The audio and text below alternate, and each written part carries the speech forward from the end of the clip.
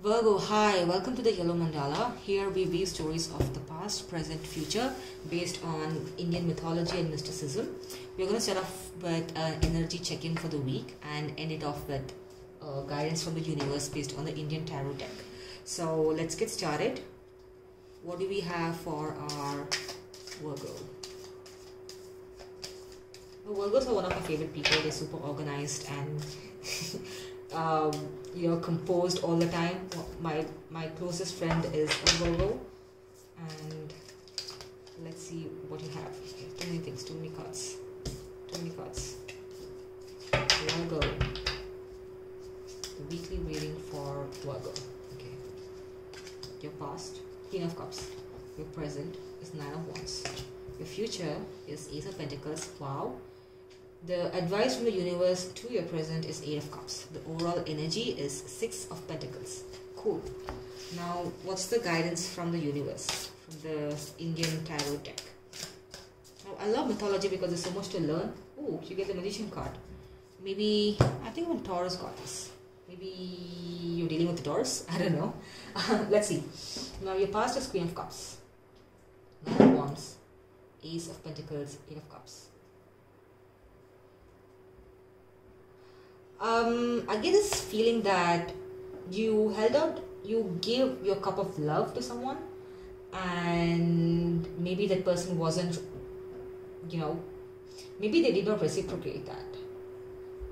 And there seems to be a bit of hurt here. It seems like you massively were in love with this person because you thought they were a soul connection.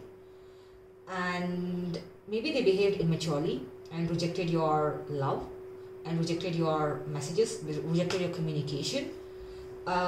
So you're the Queen of Cups. A queen doesn't, budge for anyone. But still, maybe you felt that this was a strong love connection.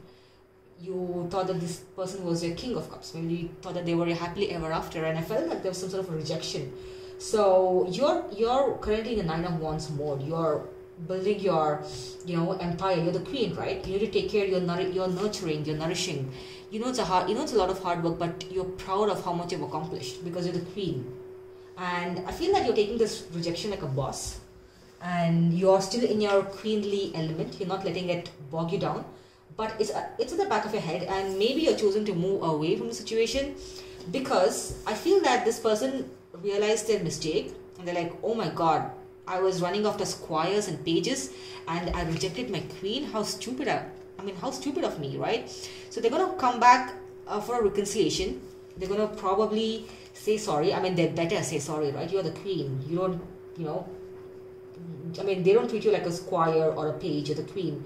Maybe they get on their knees and ask for forgiveness. Or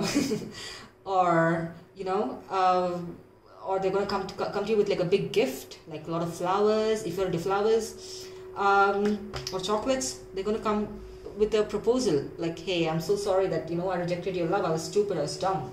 Maybe they're going to sing, or maybe you're going to sing, it's too late to apologize. But let's see. The overall energy is Six of Pentacles, and this is where you need justice. You're like, I look at you as my king. I'm a queen. I'm a boss queen.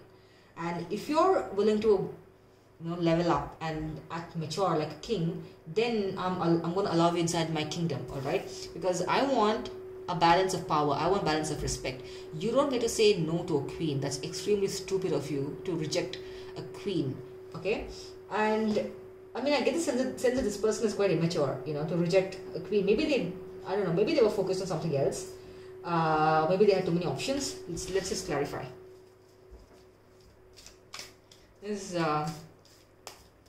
And Virgo, being a calm and composed person, maybe you really want to give them the benefit of the doubt. It's too many things, sorry. And listen to them, but you're not going to budge until and unless they apologize properly. Why do you have Eight of Cups here? Okay, it seems like you were sad. There was a lot of communication, back and forth communication between the two of you. This person could be at a distance, like a long distance. And not only did they like reject your advances towards them, but they also maybe they did not end the conversation properly. Like there was no end to it. There was no closure as to why they said no to you. And that's the worst kind of closure. Maybe they ghosted you, or maybe they haunted you. I mean, haunting is a new thing that's coming up in the dating space recently. I read an article about it, and right now all you're keeping is you're keeping your emotions, your kingdom, like your ideas, everything to yourself. You're super protective of it. From the Queen of Cups, I mean, you have the Queen of Cups and Queen of Pentacles mode. You offered your love, and this person behaved immaturely. They did not respect that. They did not reciprocate. They left you out in the cold. Maybe this person ghosted you or blocked you. It's really dumb of them. Nobody treats a queen like that, right? And you're ready to walk away because you need a king. You don't need a squire, right? But this person is going to realize and come back with a proposal, with an apology, and then you're not going to accept it unless it's balanced out, right? Because a queen will only put up with a king and not anyone who's not a king, right?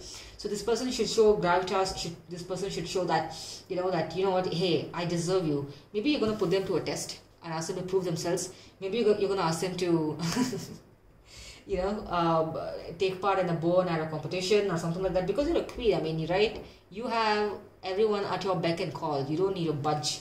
I mean, if this person deserves you, he or she needs to prove that you're worthy of the time. The overall energy from the universe in the Indian Tarot deck is the magician Usha.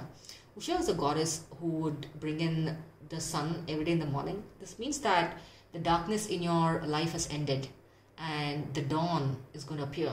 So maybe this period of non-communication, this period of ghosting, this person's gotten over their immaturity. They realized that I'm dealing with a queen, I'm not dealing with a chambermaid, so I need to buckle up and I need to go and apologize and get my shit straight, right? Because magician, this card denotes that all the stagnancy, all the dark periods, everything is going to end, and you're going to see something positive in your life in the next few weeks.